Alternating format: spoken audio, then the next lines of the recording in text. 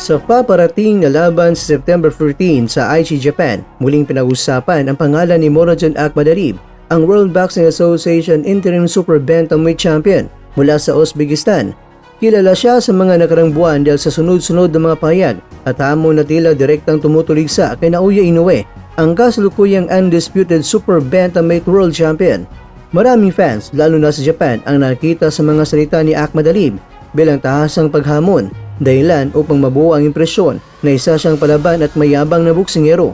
Ngunit sa kanyang pagdating sa Japan ay binulagan niya ang mga Hapon na libang larawan ang ipinakita niya. Sa halip na patuloy na magpapakawala ng mga banat, ipinakita ni Akhmadalib ang kanyang pagiging magalang at maginoo.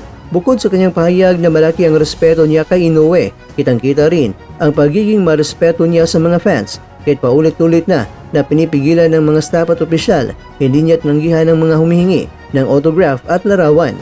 Sa halip, naglaan siya ng oras para pagbigyan ng mga ito, bagay na hindi akma sa imahe na naipinta sa kanya sa social media bilang isang agresibong manlalaban na walang respeto sa kanyang kalaban. Mahalagang punto rin ang kanyang desisyon na dumating sa Japan 3 linggo bago ang laban. Sa halip na maghintay hanggang sa huling bahagi ng training camp, pinili niyang unahin ang pag-adjust sa oras at kapaligiran. Isa itong palatandaan ng kanyang dedikasyon at pagiging seryoso sa laban dahil malinaw na nais siyang makondisyon ng katawan bago sumampa sa ring laban kay Inoue. Ang kanyang pahayag na gusto rin niyang makakita at maranasan ng kultura ng Japan ay nagpapakita na hindi lamang siya boksingero na dumating para makipaglaban, kundi isa ring tao na may interes at pagpapalaga sa bansang kanyang pupuntahan. Makikita rin sa kanyang mga salita na malinaw ang kanyang pagrespeto sa kakayahan ni Inoue. Tinawag niya itong pinakamalakas na makakalaban sa buong karera niya at inamin niyang ito ang magiging pinakamahirap na laban na kanyang haharapin. Sa mundo ng boxing kung saan karaniwang bahagi ng laban ang trash talk at mind games, kapansin-pansin ang pagiging tapat at mapagpakumbaba ni Akhmadalib sa pagkilala sa talento ni Inoue. Bagamat sinabi niyang meron siyang plano para sa laban, pero hindi niya ito ibinunyag at piniling itabi muna ito para sa tamang panahon. Ipinakita nito na hindi lamang siya nakatutok sa salita, kundi mas nakapokus siya sa aktwal na laban.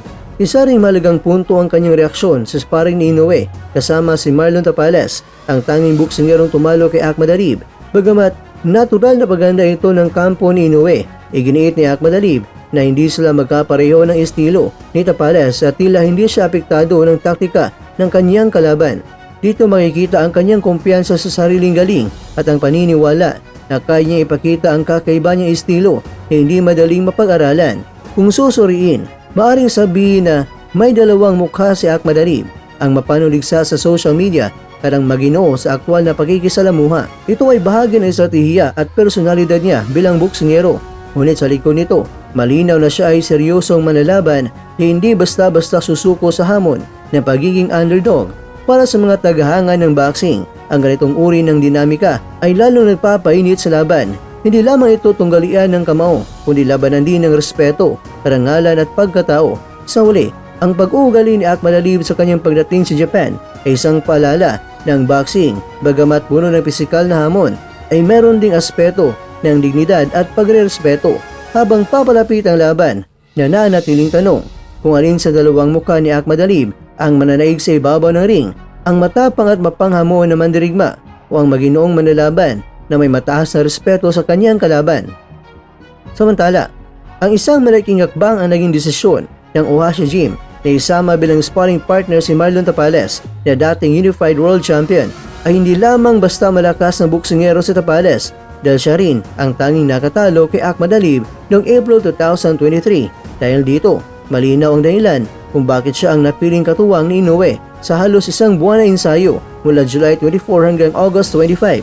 At ayon kay Hideyuki Ohashi, ang presidente ng Ohashi Gym, nakamit ni Inoue ang pinakamahusay na training dahil sa kontribusyon ni Tapales. Sa bawat araw ng sparring, nakaharap ng Hapon ang estilo at pompas na isang dating kampiyon na kayang magbigay ng tunay na hamon. Lubos ang pasasalamat namin kay Tapales at sa kanyang team. Napakaganda ng naging resulta. Yan ang pahayag ni Ohashi na bakas ang kumpiyansa. Handa na si Inoue para sa pinakamalaking laban sa kanyang karera.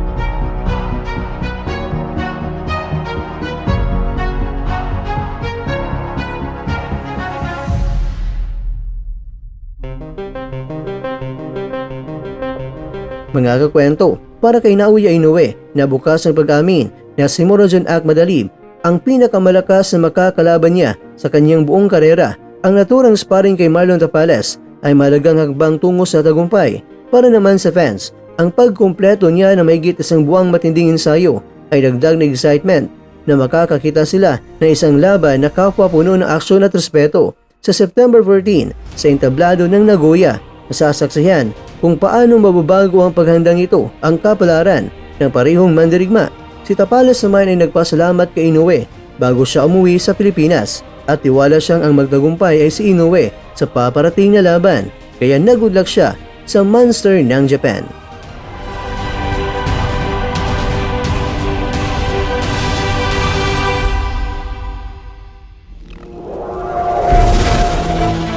At dyan, nagtatapos ang ating kwento.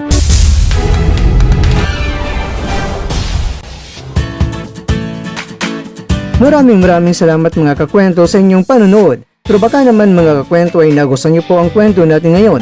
Baka pwede niyo po akong mabigyan dyan ng like, subscribe at pa-click na rin sa bell button.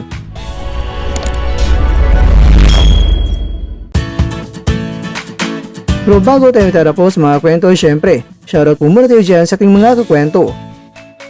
Kay kakwentong Gerald Agustin, kay kakwentong Raul Mimoracion, kay kakwentong Willie Luzada, at kakwentong nanonood ngayon, shoutout sa iyo dyan.